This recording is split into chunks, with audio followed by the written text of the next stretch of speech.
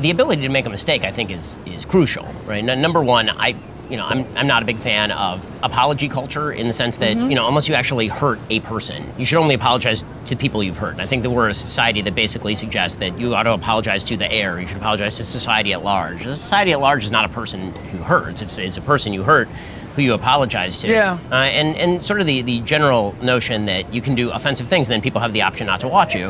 Right. Obviously, I think that's the best possible solution to a lot of these things. People have the ability to engage or not engage with your content, and I think that that's a better way of doing it than sort of putting secondary pressure on people who advertise or people who may engage with your content. Well, you shouldn't engage with this content because if you do that, then that makes you complicit or whatever that is. I'm not a big fan of that sort of attitude generally, but it's... Nor am I, because it seems, I tell you why. It's dangerous. There's no limiting principle. Maybe it's dangerous, and also maybe it's insincere. It's usually insincere. It's usually insincere. It's a power game. It's a power game. Yeah, it's a pact to, can I carry on to make money, please? I agree with that. And it's more like instead of perhaps apology, maybe sort of gratitude. Like, be grateful to be in the world, be loving, be embracing, open-hearted. These are the kind of ideas that my sort of spirituality give me to aim towards, to direct my conduct and to direct my thinking. But I suppose what I'm trying to offer is that I can see validity in sort of many of the points along that journey, even though I wouldn't do now what I did then. And also maybe it gives me the opportunity, that if I was to speak to someone who was being sort of incendiary around a particular topic, to sort of say, I understand how you feel. I suppose, yes, it's this. How do we talk to one another with compassion and respect? Some grace, right? Some grace. So I think that the worst thing that happens in sort of the public debate now is the old tweet game, right? I hate the old tweet game. The old tweet game, which is okay, you wrote a tweet back in 2009, and it's now 2023, and I've destroyed your entire career by citing this old tweet from 2009. And it's a game I don't play, right? This you kind of game that they do on Twitter. Is this you? And then they cite a tweet from 2014 on a different topic that doesn't seem to be quite on point, but it's it's supposed to humiliate you and make you feel bad about what it is that you're saying. Again, I guess the question, the easy way to tell whether somebody's being sincere or not is whether they want an answer. If somebody were to come to you and say, Russell, explain to me what you were doing back in 2001 when you did that, what was going through your head? Yeah. And you told the story. You said, okay, I understand that you wouldn't do it now. That obviously is something. There are a lot of service people who are affected. It was negative. It hurt them. And you'd say, yeah, I wouldn't do it now because I kind of see the downside of having done it. But I was, you can see what I was trying to do. I see what you're trying to do, but it was wrong. That's a conversation. But that's not normally how it's approached. The way that it's normally approached is now Russell Brand.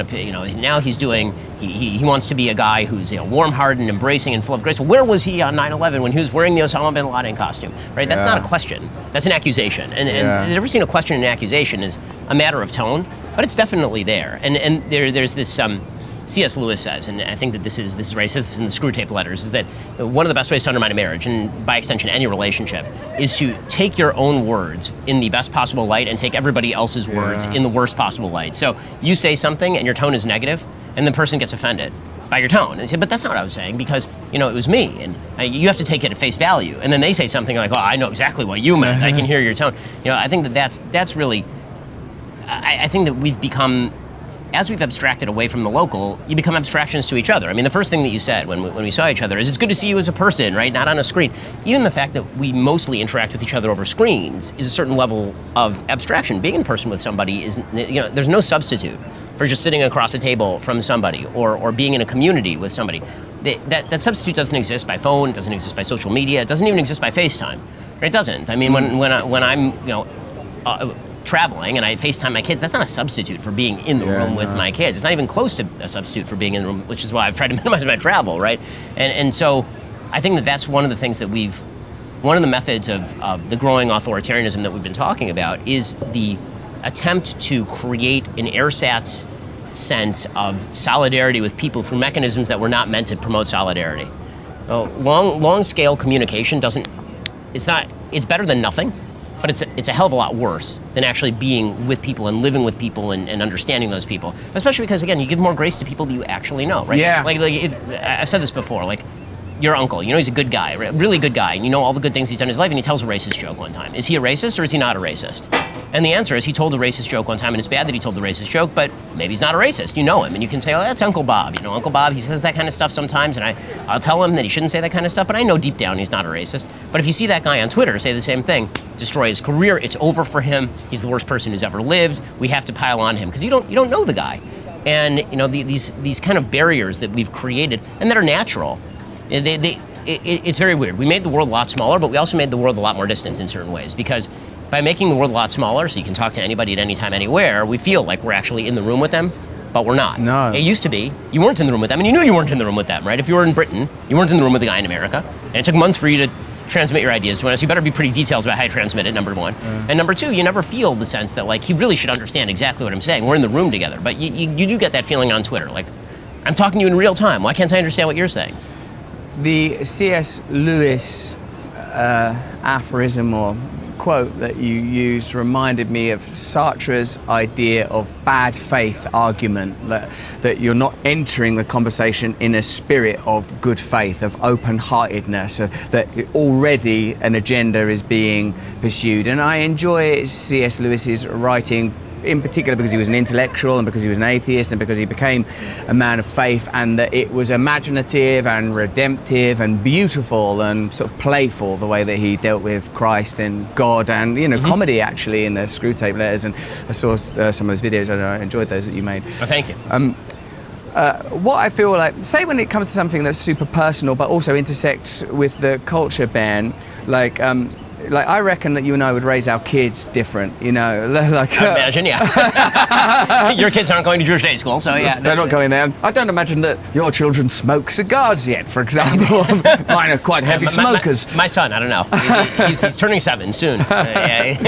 With, like, say that perhaps, you know, one of the most contentious issues, and of course I have to tread so carefully around this subject, when I think of like I saw something on John Oliver the other day about, like, sort of DeSantis's sort of pose and, like, the particular way. Obviously I'm aware that it's coming from John Oliver, who's a comedian that I know and actually sort of deeply admire as a comic, and I sort of say, like, the sort of end point of his the bit, it was like a sort of, I guess, one of the 20-minute monologues that John does, was about, like, the sort of one of the books that's been extracted from the libraries as a result of the new legislation was, like, a book about 2 male penguins raising like a chick.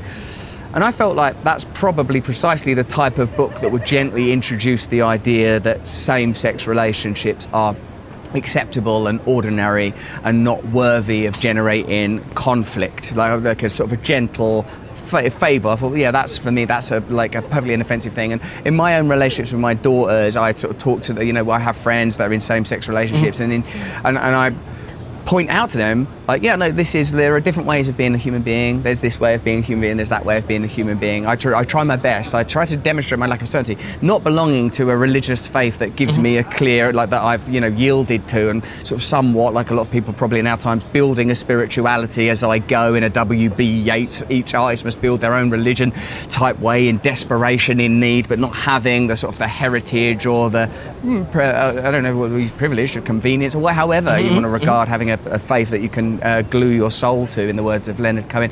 I approach it from a spiritual, humanistic, loving, revering way. Right. That's how I approach that subject, right? And I also, like, I have friends that have children who are, like, identifying not as the born boys, identifying as girls and stuff. And, like, for me, I feel so sort of sympathetic, non-judgmental, open about it. Now, I see that as somehow distinct from the way that these things, again, how they play out in the culture on Twitter, where there seems to me to be a great deal of ferocity and judgment on both sides of that argument.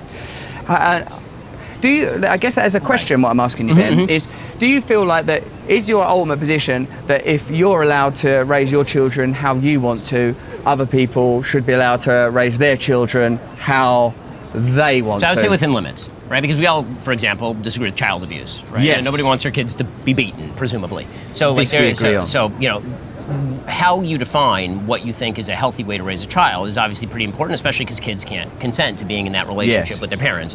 And so when it comes to, some of these very dicey issues about fundamental truths, as we consider them, for example, males being male, female being female, for example. The question as to what sort of treatment should be available to a child based on parental diagnosis or based on going to one particular type of therapist versus another type of therapist.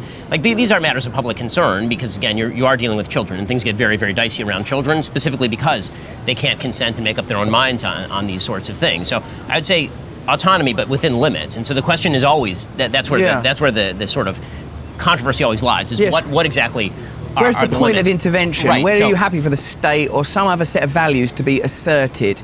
Because for me, it's like almost at no point, point do I want to be told. Like I raise my children how I'm going to raise my children.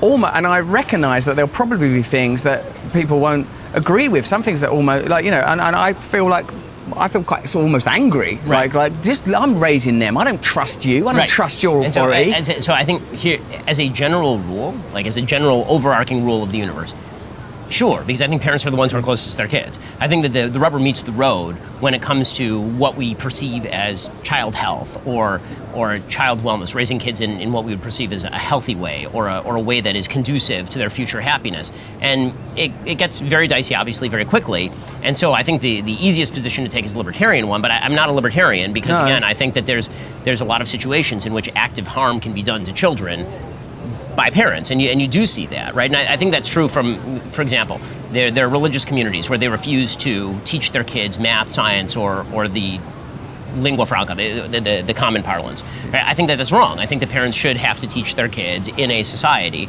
the basic skills necessary for them to get by in life.